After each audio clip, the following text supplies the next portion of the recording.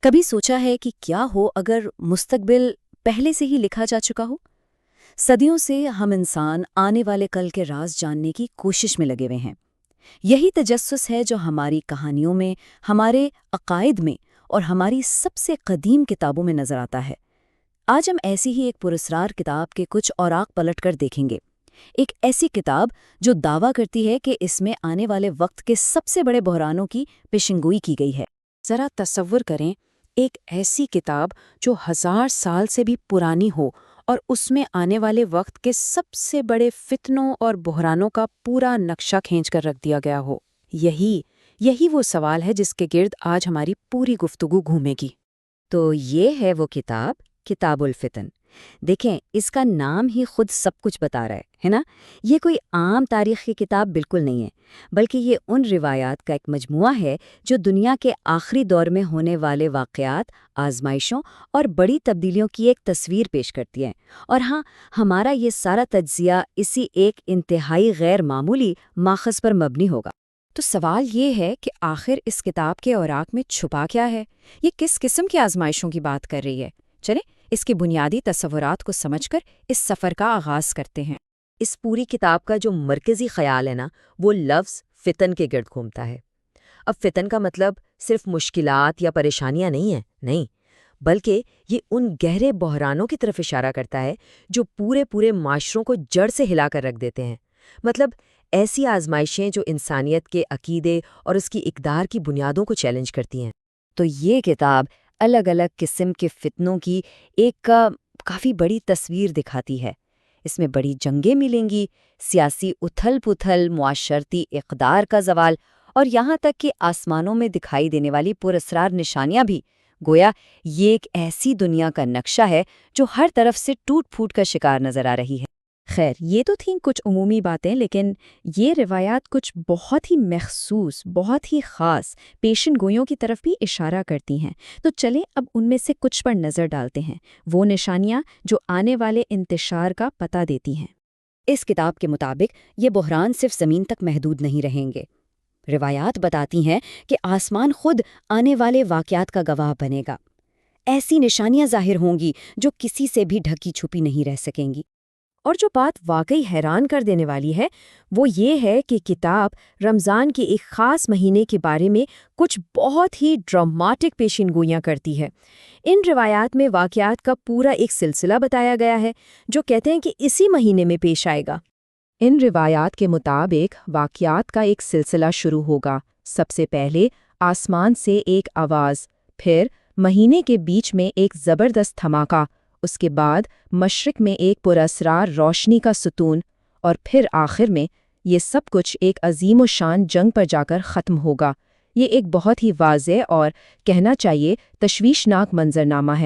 اس ساری افراتفری اور انتشار کے بیچوں بیچ کتاب ایک اہم ترین شخصیت کے ابھرنے کی پیشن گوئی کرتی ہے۔ ایک ایسا حکمران جس کا ان تمام واقعات میں ایک مرکزی، ایک کلیدی کردار ہوگا۔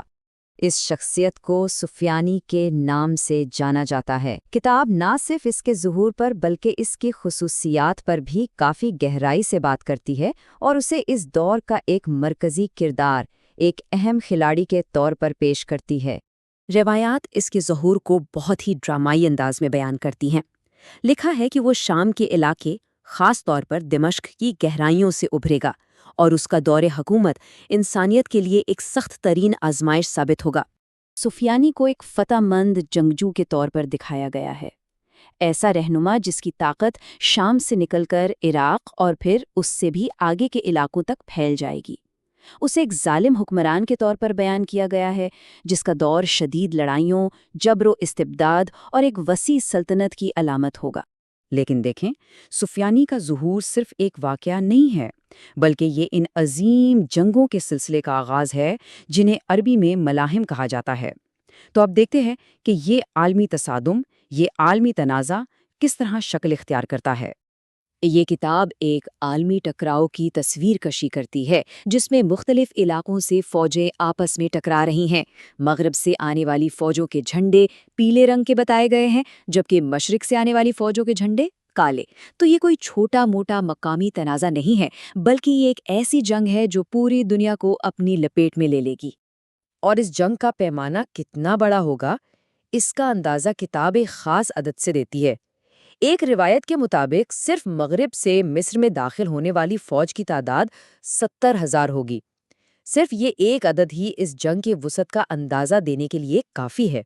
ان تمام جنگوں کا جو عروج ہے اسے الملحمۃ الکبریٰ یعنی عظیم جنگ کہا جاتا ہے، اور کتاب اس جنگ کی لڑائیوں کو بڑی تفصیل سے بیان کرتی ہے، جس میں بڑے پیمانے پر تباہی اور ناقابل تصور انسانی نقصان کا ذکر ہے۔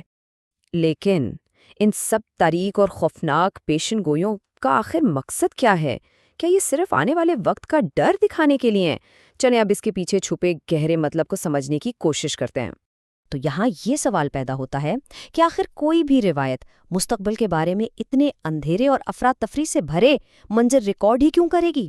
کیا مقصد صرف خوف پھیلانا ہے یا اس کے پیچھے کوئی گہرا مقصد چھپا ہے؟ اس متن کے مطابق اس کا اصل مقصد صرف مستقبل بتانا نہیں ہے۔ یہ فتن، یہ آزمائشیں در حقیقت انسانیت کے لیے ایک امتحان ہے، ایک ٹیسٹ۔ یہ وہ وقت ہوگا جب لوگوں کی ایمان کو، ان کی اخلاقیات کو اور ان کے کردار کو سب سے سخت آزمائش سے گزارا جائے گا۔ ان آزمائشوں کا آخری مقصد ایمان والوں کو پرکھنا ہے، چھانٹی کرنا ہے۔ یہ وہ فیصلہ کن لمحہ ہوگا جب سچے اور ثابت قدم لوگ پہچانے جائیں گے، بالکل ویسے ہی جیسے سونا آگ کی بھٹی میں پرکھا جاتا ہے۔ تو آخر میں یہ سوال باقی رہ جاتا ہے، کوئی ان پیشین گوئیوں پر یقین کرے یا نہ کرے، لیکن صرف یہ جاننا کہ ایسی تحریریں موجود ہیں ہمیں اس بارے میں کیا سکھاتا ہے کہ کس طرح آنے والے کل کے تصورات ہمارے آج کو شکل دیتے ہیں۔ یہ ایک گہری بات ہے اور یقیناً سوچنے پر مجبور کرتی ہے۔